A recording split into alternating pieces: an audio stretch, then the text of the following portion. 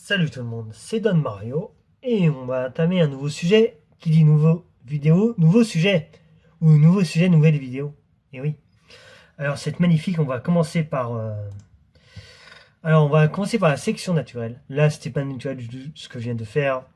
Pas d'affolement. On va faire ça concerne un sujet qui s'appelle la sélection naturelle.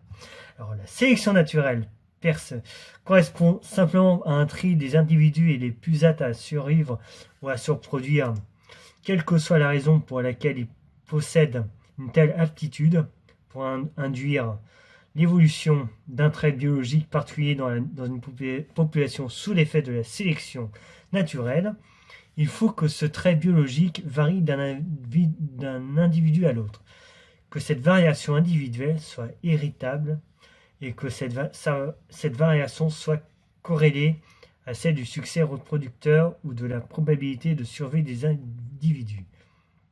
Remarquons que pour Darwin, il était aussi nécessaire que les ressources soient limitées. En fait, il se trompait.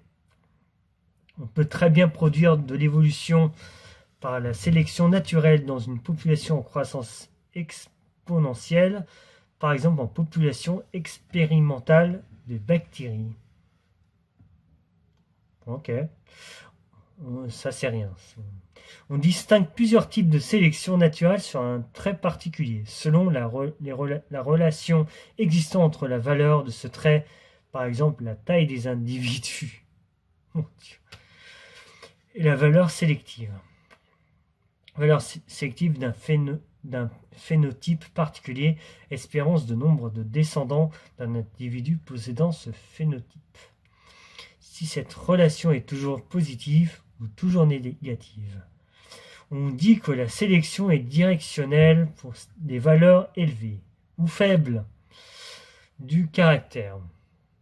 Si cette relation passe par un maximum, de telle sorte qu'une valeur intermédiaire du caractère maximise la valeur sélective, on parle de sélection stabilisante. Si cette relation est nulle, le polymorphisme du caractère est dit sélectivement neutre. Sur le plan méthodologique, les recherches actuelles sur la sélection naturelle sont abordées de plusieurs façons.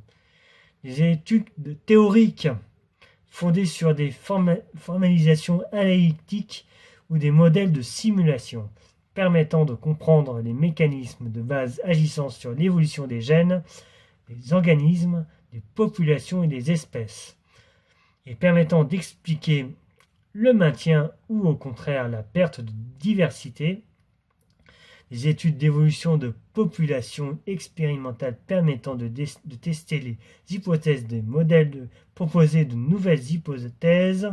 Oula, là on s'égare un peu ou c'est comment.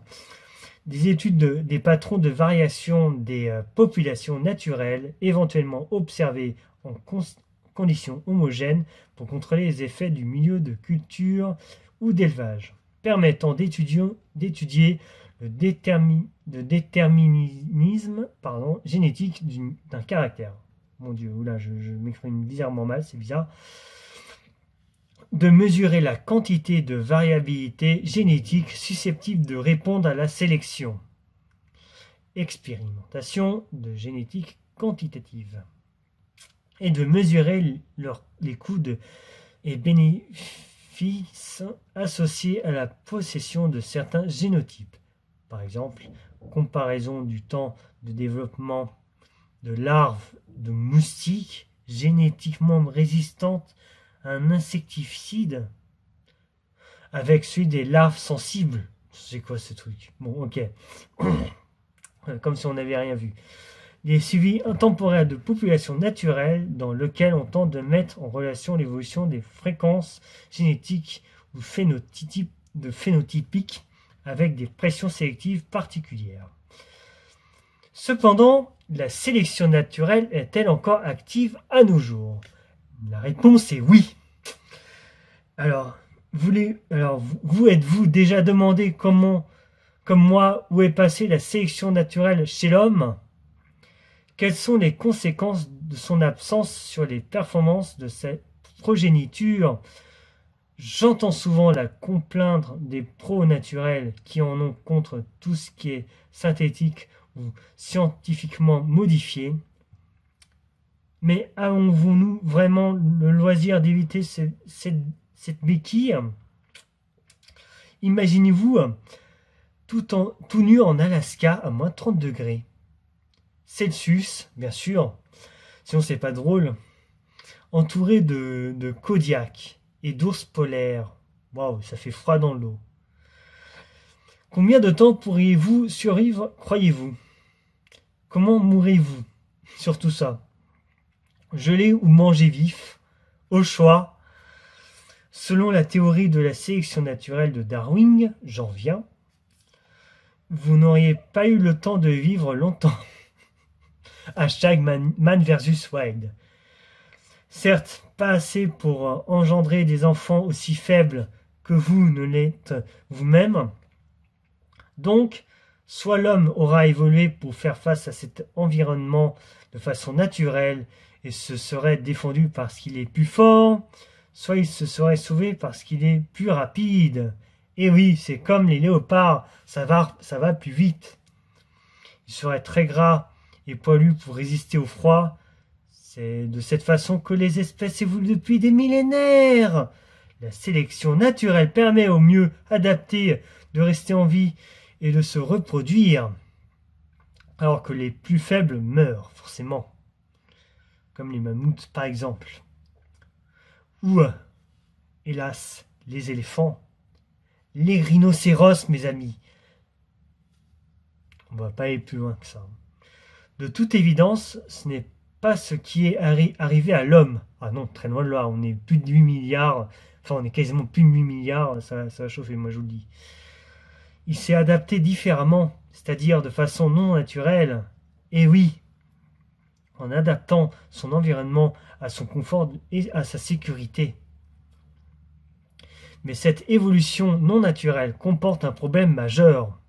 L'homme ne s'améliore plus physiologiquement de génération en génération et, de toute évidence, l'espèce s'affaiblit.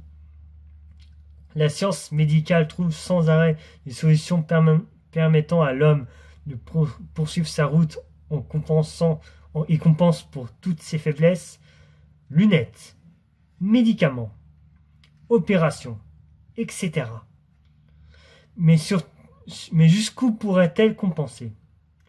Jusqu'au moment où il serait permis de corriger et même d'améliorer l'espèce de façon non naturelle.